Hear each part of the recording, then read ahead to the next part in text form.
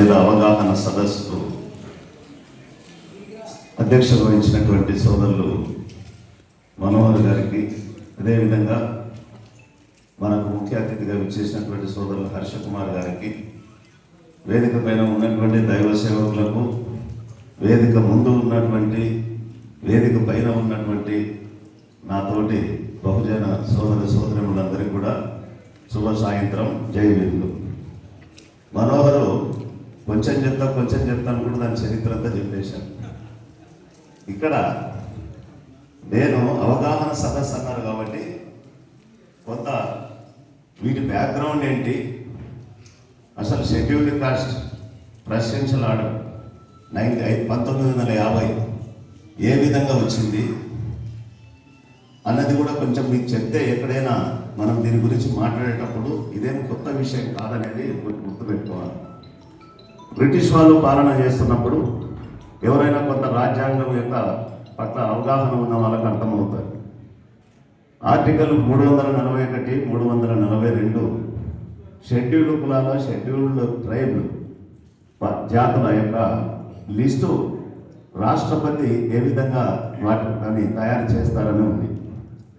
ఇవి 1935 సంవత్సరంలోనే ఆ రోజు మనకు ప్రత్యేకమైనటువంటి నియోజకవర్గాలు కావాలని 32లోనే బాబాసాహెబ్ అంబేద్కర్, ఎందుకంటే మాలాంటి నిమ్న జాతులకు, అంటరాని వారికి, అస్పృశ్యులకు రాజకీయంగా కూడా మాకు బలం కావాలి, ఆ బలం కావాలంటే మాకు ప్రత్యేకమైనటువంటి నియోజకవర్గాలు కావాలి అని చెప్పి మరి పోరాటం చేసినటువంటి విషయాన్ని మీకు గుర్తు చేస్తాము.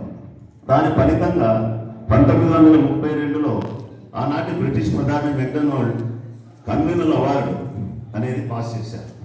కమ్యూనల్ అవార్డు పాస్ చేసి ఎక్కడైనా శాసనసభలో లేకపోతే ఏదైనా మరి విధాన సభలో మనకు కూడా కొన్ని నియోజకవర్గాలు మన యొక్క ప్రతినిధులను మనమే స్వయంగా ఓటు వేసి ఎన్నుకునేటువంటి విధంగా మరి ఆ రోజు కమ్యూనల్ అవార్డు పాస్ చేయడం జరిగింది. ఆ కమ్యూనల్ అవార్డు పాస్ చేస్తే ఎవరు వ్యతిరేకించినారు ఐడియా ఉందా? మహాత్మా గాంధీ వ్యతిరేకించినాడు. ఎందుకు వ్యతిరేకించినాడు? ఇది అతను వర్ణ వ్యవస్థ ఫలితమైనటువంటి ఈ కుల వ్యవస్థను, వివక్షతను సమర్థించినాడు. దళితులు మాలోనే ఉండాలి, అణగిమణిగి ఉండాలి, వాళ్ళు హరిజనులు అన్నాడు. హరిజనులు అంటే ఏంటి? దేవుని పిల్లలు. మరి దేవుని బిడ్డలుగా చూస్తున్నారా?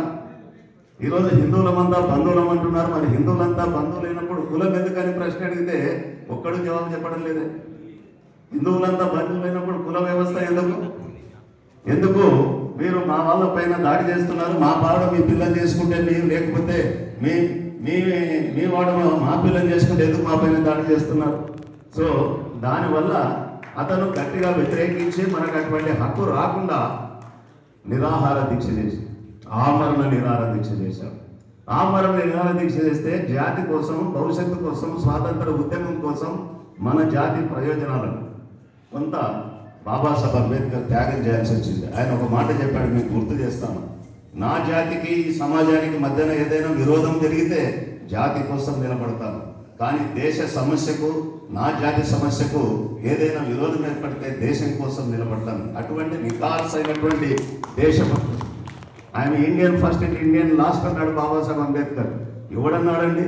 ఇప్పుడు రాజ్యం వెళుతున్నటువంటి ఈ యొక్క మనవాద శక్తులు ఏనాడైనా మన యొక్క స్వాతంత్ర ఉద్యమంలో పోరాటం చేసిన వాళ్ళు ఉన్నారా? లేరు కదా. బ్రిటిష్ వారికి తొత్తులుగానే ఉన్నారు కదా. సో అక్కడ త్యాగం చేసిన తర్వాత ఏ విధంగా తిరిగి న్యాయం జరగాలన్నప్పుడు 1935 సంవత్సరంలో మనకు షెడ్యూల్డ్ కులాలనేటువంటి పదము మొట్టమొదటిసారిగా ప్రవేశపెట్టబడింది. 1936లో ఒక చట్టం ఏర్పాటు చేశారు. ఆ 1936లో చట్టం ఏర్పాటు చేసిన తర్వాత రాజ్యాంగాన్ని రాసినప్పుడు, రాజ్యాంగ సభలో చర్చలు జరిగినప్పుడు మన షెడ్యూల్డ్ కులాల వారికి, షెడ్యూల్డ్ జాతుల వారికి ప్రత్యేక హక్కుల గురించి అందరూ విస్మరిస్తే దాంట్లో మీరు కూడా డ్రాఫ్ట్లో ఆర్టికల్ 300, 301 ఉంటుంది. ఇప్పుడున్న దాంట్లో 341, 342 ఉంటుంది. అప్పుడు బాబాసాహెబ్ అంబేద్కర్ సభలో లేచి తప్పనిసరిగా ఎందుకంటే మీరు ఈ యొక్క కుల సామాజిక వ్యవస్థలో మా వారు ఎవరున్నది మాకు క్లియర్గా ఉండాలి, కాబట్టి షెడ్యూల్డ్ కులాలను మనం సపరేట్గా ప్రస్తావించాలని చెప్పి అక్కడ ఆయన ఏర్పాటు చేసినటువంటిది ఈ షెడ్యూల్డ్ క్యాస్ట్. క్రమేణా స్వాతంత్రం వచ్చిన తర్వాత 1950లో ప్రెసిడెన్షియల్ ఆర్డర్ ద్వారా ఈ యొక్క కాన్స్టిట్యూషన్ 1950 షెడ్యూల్ క్యాస్ట్ ఆర్డర్ వచ్చింది. ఆ షెడ్యూల్ క్యాస్ట్ ఆర్డర్ 1950లో వచ్చినప్పుడు ఒక్కటి గుర్తుపెట్టుకోవాలా, వీళ్ళ ప్రకారం ఏమంటే ఈ యొక్క కుల వ్యవస్థ వివక్షత అనేది ఒక హిందూ సమాజానికే పరిమితంగా ఉంది, ఎక్కడ కూడా లేదు. కాబట్టి ఆ హిందూ మతంలో ఉన్న వాళ్ళకే ఈ యొక్క రక్షణలు కల్పించాలని చెప్పి కేవలం హిందువులను మాత్రమే చేర్చారు. కానీ తర్వాత మళ్ళీ తర్వాత 1956లో సిక్కులను చేర్చారు. ఆ తర్వాత దీనిపైన అనేక మంది బాబాసాహెబ్ అంబేద్కర్ ఎప్పుడైతే ఆయన మరి దీంట్లో బౌద్ధ మతంలో చేరాడో మన వాళ్ళందరూ కూడా చాలా మంది చేరిన తర్వాత వారికి కుల ధృవీకరణ పత్రాలు ఇవ్వనప్పుడు సుప్రీంకోర్టుకు పోయారు. సుప్రీంకోర్టుకు పోతే అప్పుడు 1990లో అప్పుడు చేసే పోరాటం 90లో బౌద్ధ మతంలోకి పోయిన వారికి కూడా షెడ్యూల్డ్ కులాల యొక్క రాయితీలు రిజర్వేషన్లు వర్తిస్తాయని వచ్చింది. కాబట్టి మొదట కేవలం అదే ఉన్నది.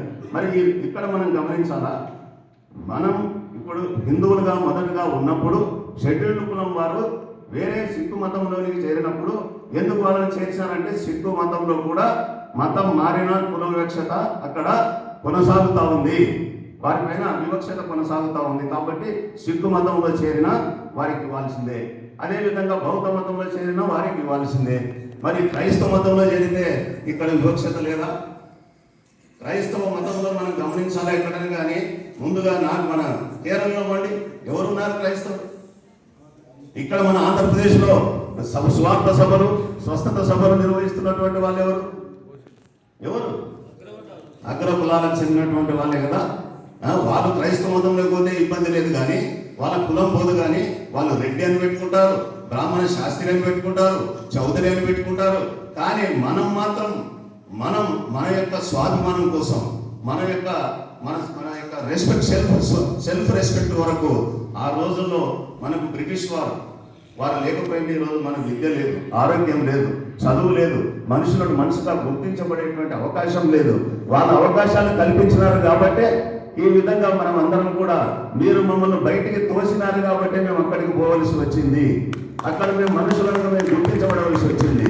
మరి ఇక్కడ మీరు అన్నిటికీ మిగతా మతాలకు మారితే మాత్రం షెడ్యూల్ క్యాస్ట్ ఆర్డర్ అప్లై అవుతుంది, క్రైస్తవ మతంలోకి మారితేనే ఎందుకు కాదు? ఎందుకంటే ఇది వివక్షత కదా, ఇది రాజ్యాంగ వ్యతిరేకత. రాజ్యాంగంలోని ఆర్టికల్ 14, 15, 16, 17 నిబంధనలకు ఇది వ్యతిరేకంగా ఉంది. మరి ఆ షెడ్యూల్డ్ క్యాస్ట్ ఆర్డర్ను సవరించాలని చెప్పి అప్పటి నుంచి కూడా దేశవ్యాప్తంగా ఉద్యమాలు జరుగుతూ ఉన్నాయి. అంతేకాకుండా న్యాయస్థానంలో అందరూ కూడా పిటిషన్స్ వేశారు. 2011 నుంచి ఈ రోజు వరకు కూడా ఒక పిటిషన్స్ మన ఆల్ ఇండియా క్రిస్టియన్ అసోసియేషన్ కానీ లేదా ఈ దళిత్ ప్రొటెక్షన్ రైట్స్ కానీ ఇవన్నీ అనేక సంస్థలు మరి రిట్ పిటిషన్ చేశారు. సుప్రీంకోర్టులో అవి పెండింగ్లో ఉన్నాయి.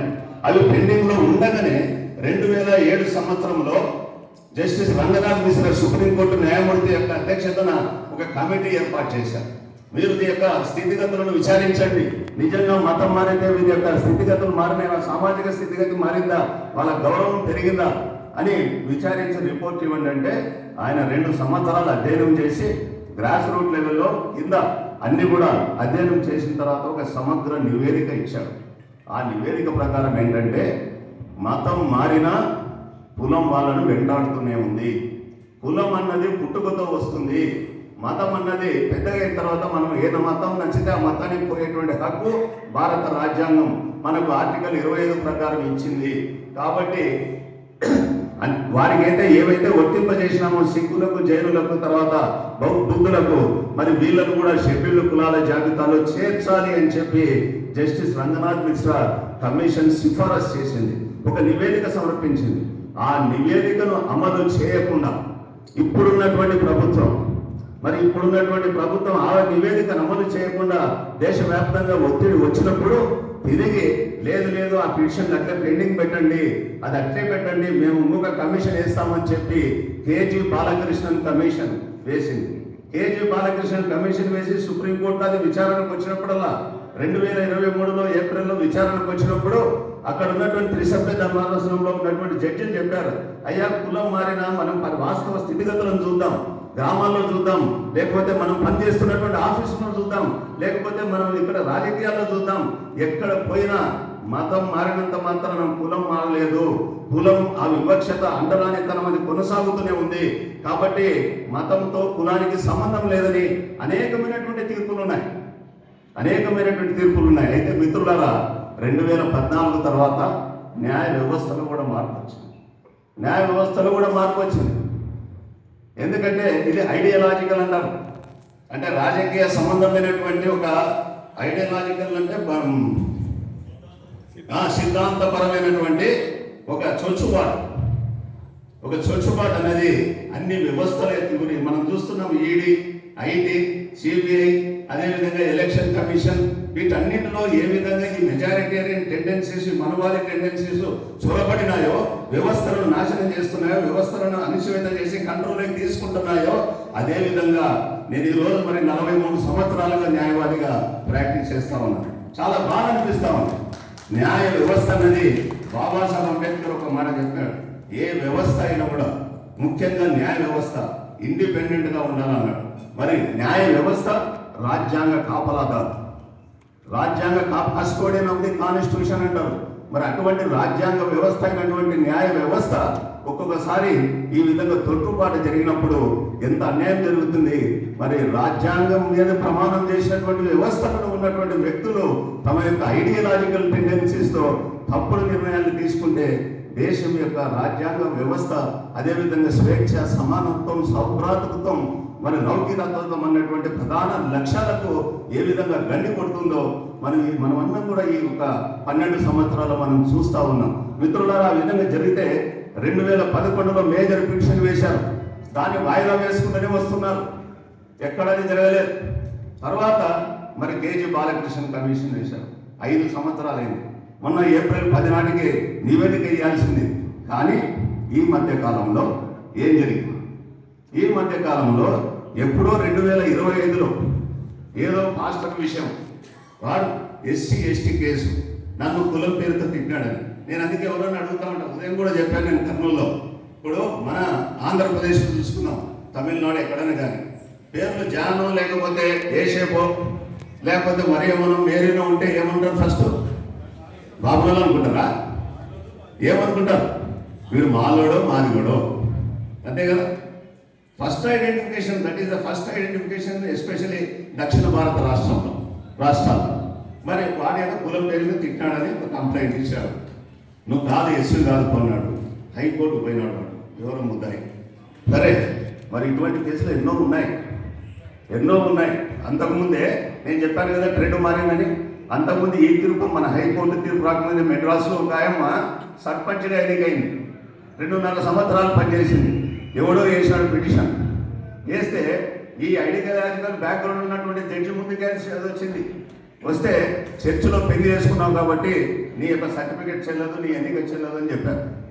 అది ఆసరాగా తీసుకొని ఇక్కడ కూడా అటువంటి తీర్పే ఇవ్వడం జరిగింది. నువ్వు పాస్టరు కాబట్టి నువ్వు కులం లేదు నీకు అన్నారు. క్రిస్టియన్ మతానికి కులం లేదన్నారు. ఎవరు చెప్పారు క్రిస్టియన్ మతంలో కులం లేదని? ఎవరు చెప్పినారు? రాజ్యాంగం చెప్తుందా? ఎవరు చెప్పారు? దాన్ని తీసుకుని ఎన్నో కేసులు నేను కూడా వాదిస్తున్నా కదా, ఏళ్ళ తరబడి పెండింగ్లో ఉన్నాయి. మరి అది ఎందుకు అంత అర్జెంటుగా తీసుకోదలేదు? అయ్యింది. దాని మీద వాడు అప్పీల్ పోయినాడు. మరి 2025లో అయిపోయినది అప్పీల్ పోతే 2026 మార్చికే 24వ తారీఖు జడ్జిమెంట్కి వస్తుందా?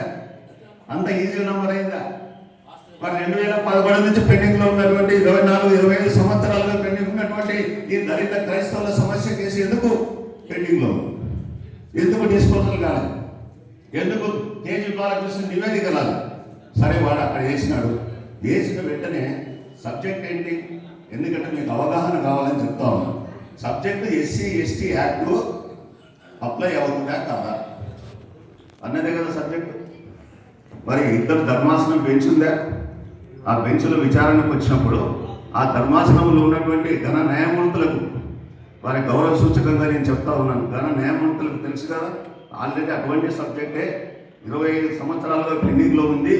మనం ఇద్దరు న్యాయమూర్తుల బెంచే, కానీ అక్కడ పెద్ద బెంచ్ ఉంది. ఆ బెంచ్లో ఉన్నప్పుడు మనం చేయకూడదు, ఆ బెంచ్కి తరలించాలని చెప్పాలి కదా. మామూలుగా అయితే అన్ని అట్లా చేస్తారు రొటీన్ కోర్సులో. అదేవిధంగా ప్రభుత్వం అఫిడవిట్ వేస్తుంది. ప్రభుత్వం అఫిడవిట్ వేసినప్పుడు ప్రభుత్వమైనా చెప్పాలి కదా, మేమే ఇట్లా కమిషన్ వేసినాం, ఆ కమిషన్ నివేదిక వచ్చిన తర్వాత పెండింగ్ పెట్టమని చెప్పినాం, కాబట్టి ఆ ధర్మాసనం ముందు ఆ కేసు పెండింగ్ ఉంది, దీన్ని చేయొద్దని చెప్పాలి కదా. చెప్పలేదు. దానికి బదులుగా విదేశీ మతము నుంచి కాబట్టి, విదేశీ మతానికి సంబంధించింది కాబట్టి ఇది చెల్లదు, ఇది అప్లై కాదు అని చెప్పి ఇంకొక దుర్మార్గమైనటువంటి వాదన ఉంది దాంట్లో. ఇవన్నీ కొంచెం మీరు డీప్గా చదవాలి. ఏముందంటే ఇప్పుడు వీళ్ళను ఎస్సీలుగా మనం చేస్తే మా కులం మాదేనే, మేము వేరే కులం నుంచి వచ్చి ఎస్సీ సర్టిఫికేట్ అడగడంలే. మరి వీళ్ళని చేరిస్తే ఉన్నటువంటి ఎస్సీ హిందువులకు అవకాశాలు పోతాయి, అవకాశాలు తగ్గుతాయి. ఎందుకు తగ్గుతాయా? ఒకవేళ జనాభా పెరిగితే జనాభా ప్రాతిపదికన రిజర్వేషన్లు పెంచు. ఏమి లోని 5% ఉండడానికి 3% నువ్వు 10% రిజర్వేషన్ ఇచ్చుకున్నావు కదా, ఏ లేదా? ఇప్పుడు ఓసీలకు రిజర్వేషన్ లేదా? అట్లా పోల్చుకుంటే మనకెంత? మనది చాలా తక్కువ, మనది చాలా తక్కువ. మరి అలాంటప్పుడు నీవు దాంట్లో ఒక వితండ వాదన, అంటే మనల్ని విడగొట్టే వాదన, వీళ్ళని కానీ కలిపితే మొత్తము మిగతా వాళ్ళకి అన్యాయం జరుగుతుంది అన్నటువంటి వాదన తీసుకొచ్చి మనలో మత విభజన పేరు మీద మతోన్మాదాన్ని మనలో గుప్పించి మన కులాలను విడదీసేటువంటి ఒక దుర్మార్గమైనటువంటి ఆలోచన అక్కడ ఉంది. కాబట్టి ఈ జడ్జిమెంట్లో నేను ఆలోచన చేసింది ఏమంటే, కేవలము న్యాయపరమైన సంబంధమైన తీర్పు కాదు ఇది సిద్ధాంతపరమైనటువంటి ఆ ప్రభావంతో వెలువడినటువంటి తీర్పు. అనేకమైనటువంటి రాజ్యాంగ నిబంధనలకు ఉల్లంఘించేటువంటి తీర్పు. అందరూ అడిగినారు, నేను కూడా చెప్పిన, చాలా వీడియోలు కూడా రిలీజ్ చేశాను. నేను రిలీజ్ చేస్తే మన దాంట్లో పెడితే, మన క్రిస్టియన్ గ్రూప్స్లో దళిత క్రైస్తవ గ్రూపులు పెడితే ఒకటి ప్రశ్న వేస్తాడు, ఏం సార్ మనం క్రైస్తవం రిజర్వేషన్ లేకుంటే బతకలేమా అని ఒకటి ప్రశ్న. వాడు ఊర్లో కొత్తగా తెలిసేది, అంతే కదా గ్రామాలు. ఇంకొకటి అదే గ్రూప్లోనే మళ్ళీ మనవాడు కూడా ఉన్నాడు, మాకు అవకాశాలు తక్కువైపోతాయి కదా సార్, మేము దళిత హిందువులు ఎస్సీ హిందువులం కదా. ఇట్లా అవగాహన లేకుండా మనలో మనమే ఒకరికొకరు తీసులాడుకొని మన ఐకమత్యాన్ని పోగొట్టుకోవడం వల్ల మనువాదులు బలపడుతున్నారు. ఇది మనం అర్థం చేసుకోవాలి. ఈ తీర్పు మామూలు తీర్పు కాదు, ఇదేం కొత్తగా లేదు, వాడేం కొత్తగా కనిపెట్టి ఇవ్వలేదు. ఎస్సీ ఎస్టీ యాక్ట్ అప్లై అవుతుందా కాదా, అయితే అవుతుందను, కాదంటే కాదను, అట్లనే వీడు అసలు రాజ్యాంగం యొక్క రక్షణలే అప్లై కావు, వీళ్ళు అర్హులు కాదు. ఒక్కసారి మతం మారితే వీళ్ళకి అటువంటి హక్కు లేదు, రాజ్యాంగ రక్షణ లేవు అని చెప్పి మరి దుర్మార్గమైనటువంటి అటువంటి తీర్పు రావడం జరిగింది. వీటన్నిటిని కూడా మనం అవగాహన చేసుకొని దీని వెనుక కేవలం మనం ఒక తీర్పుగా కాకుండా ఈరోజు ఆల్రెడీ పెండింగ్లో ఉన్నటువంటి ఏదైతే కేసు ఉన్నదో 2011 నుంచి 3 జడ్జిల బెంచ్లో, ఆ బెంచ్ ద్వారా దీన్ని తిరిగి సమీక్షణ చేయాలి. తర్వాత మనం అవగాహన కార్యక్రమాలు పెట్టుకున్నప్పుడు మనలో మనం, మన పేటలో మనం, ఇప్పుడు ఆకివీడి సంఘటనలు ఇట్లాంటి మనం చూస్తున్నాం కదా, మన పేటలో మనం ఎక్కడో పోయింది జయరాలు పోయి మోసాడ పోయి అనేది కాదు, మనం ఉన్న చోటనే మన కులంలో. మీరు గుర్తు పెట్టుకోండి, ఏ పేట అయినా, మాలపాటి అయినా, మాదిగపేట అయినా, ఈరోజు ప్రతి దాంట్లో Baptist church, CS church, RCM church, Anglican church ఏదో ఒకటి ఉందా లేదా? ఎక్కడ వచ్చినాయి? మారవ టెంపుల్ పక్కన మన చర్చ వచ్చింది, చెన్నకేశ్వర స్వామి టెంపుల్ పక్కన మా చర్చ వచ్చింది, అంతే కదా, అదే వచ్చినాయి. మరి ఈరోజు ఏం చేస్తున్నారు తెలుసా? ఒక పక్క ఈ తీర్పు వచ్చినటువంటి నేపథ్యంలో ఆర్ఎస్ఎస్ వాళ్ళు హిందూ సమ్మేళనం అని చెప్పి, దళిత హిందూ సమ్మేళనం అని చెప్పి ఎస్సీ కాలనీలో హిందూ సమ్మేళనాలు జరుపుతున్నారు. హిందూ సమ్మేళనాలు జరిపి నువ్వు జై శ్రీరామ్ అనాలా, లేకపోతే ఇంకొకటి అనాలా, నువ్వు డైరెక్ట్గా నేను పబ్లిక్ ప్రొఫెస్ చేయాలా? అప్పుడైతే వాళ్ళు హిందూ సమ్మేళనం జరపడం అని కాదు, ఐడెంటిఫై చేస్తూ ఉన్నారు. ఐడెంటిఫై చేసి రేపు పొద్దున ప్రతి ఒక్కరి మీద ఏదో ఒక రకంగా మన పైన సైకలాజికల్ ప్రెషర్, ఎమోషనల్ ప్రెషర్ తీసుకొచ్చి మన యొక్క రాజ్యాంగ హక్కులను మనం కాకుండా చేయాలని ప్రయత్నం చేస్తున్నటువంటి దుర్మార్గమైనటువంటి ప్రక్రియ ఈరోజు దేశవ్యాప్తంగా కొనసాగుతుంది. మిత్రులారా, ఒకటి గుర్తుపెట్టుకోండి, సౌత్లో ఉన్నాం కాబట్టి మనం ఇంకా మాట్లాడగలుగుతున్నాం. అదే నార్త్లో అయితే నేను, హర్ష కుమార్, లేకపోతే మనోహర్, ఇంకొకరు ఇంత మాట్లాడేటువంటి అవకాశం ఉంది. మరి రేపు పొద్దున ఆంధ్రప్రదేశ్లో ఎటువంటి పరిస్థితి వస్తుందో మనకు తెలియదు. ఎందుకంటే ఇక్కడ అపోజిషన్ అనేది కూడా లేకుండా, అంటే సారీ టు సే, క్షమించాలన్నా, ఇక్కడ అంత భయంకరమైనటువంటి రాజ్యాంగ ఉల్లంఘనను ప్రశ్నించేటువంటి నాదుడు ఈ రాష్ట్రంలోనే లేకుండా పోయినటువంటి పరిస్థితి ఉంది. కాబట్టి ఒక్కటి గుర్తుపెట్టుకోండి, ఈ రాజ్యాంగం కింద ఎవరి అధికారం ఉంది? ఎవరిది సార్వభౌమ అధికారం? We the people of India, భారత ప్రజలమైనటువంటి మేము రాసుకొని మేము ఇచ్చుకున్నాం ఈ రాజ్యాంగాన్ని. అల్టిమేట్ గా వీఆర్ ద రూలర్స్ అని మనకు ధైర్యాన్ని ఇస్తుంది బాబాసాహెబ్ అంబేద్కర్ ఇచ్చినటువంటి రాజ్యాంగం. కాబట్టి చూస్తూ ఊరుకుండకూడదు, మనం మౌనంగా ఉండకూడదు, మాట్లాడుతున్నారు. వీలైన చోట మన ప్రజలను సమాయత్తం చేయాలా, సంఘటితం చేయాలా, ఐక్యతను చేయాలా, రాజ్యాంగాన్ని కాపాడుకునే ప్రయత్నం చేయాలా. ఈ రాజ్యాంగం ఉన్నంత వరకే మనం ఈ విధంగా మాట్లాడగలుగుతాం అనేది కూడా మీరు గుర్తుపెట్టుకోవాలి. దీన్ని ప్రతి ఒక్కరు కూడా ఒక సైనికునిగా మనం తయారు కావాలి. అవతల వాళ్ళు ఎట్లా చేస్తూ ఉన్నారు, ఏ విధంగా చేస్తూ ఉన్నారు అసలు పూనకం. నేను ఒకటి అడుగుతా, ఒక లాస్ట్ ప్రశ్న అడిగి చేస్తా. ఇప్పుడు ఏదో గణేష్ ఊరేగింపు జరుగుతుంది, ఇంకొక ఊరేగింపు జరుగుతాయి, ఈలలో పాటలు యాదాలు కొడుతూ ఉంటారు. దాంట్లో ఎంతమంది బ్రాహ్మణులు ఉన్నారా? ఎవరన్నా ఎంతమంది బ్రాహ్మణులు ఉంటారు? అంత ఉండేది మాధవులు మాదేవులు బీసీలే కదా. తప్పెట్లో కొట్టేది, రంగు వేసుకునేది, తన్నులు తినేది, జైలు పోయేది ఎవడన్నా ఉన్నాడా? ఎవడు లేడు. మనల్ని మన మత్తులో ముంచి వాళ్ళు రాజ్యం వెళ్తున్నారు. ఇది 85% ఉన్నటువంటి మనం గుర్తించాల్సిన రోజు దగ్గరలో ఉంది. లేకపోతే ఈ రాజ్యాంగం లేకపోతే తిరిగి మనం మన వాళ్ళ కాలం నాటి పోతాం, మన కులం పనులు మనం చేసుకునే పరిస్థితి వస్తుంది. కాబట్టి ఈ తీర్పును ఒక హెచ్చరికగా మనం తీసుకొని మన జనాన్ని జాగృతం చేయాలని చెప్పి ఆ విధంగా ప్రతి చోట కూడా ఇటువంటి సమావేశాలు ఇటువంటివన్నీ పెట్టడమే కాదు, జాతీయ వ్యాప్తంగా ఒక సంఘటిత ఉద్యమాన్ని కూడా మనం తీసుకురావాల్సిన అవసరం ఉందని చెప్పి ఈ సందర్భంగా మీకు అందరికీ మనవి చేస్తూ, నాకు ఇంత మంచి అవకాశాన్ని ఇచ్చినటువంటి మిత్రునికి మరి మనవరకు మరి సోదరుడు హర్ష కుమార్ గారికి, వీరందరూ కూడా ఓపికతో విన్నందుకు మీకు అందరికీ కూడా నేను తల వంచి కృతజ్ఞతలు తెలియజేస్తూ సెలవు తీసుకున్నాను. జై భీమ్, జై భారత్.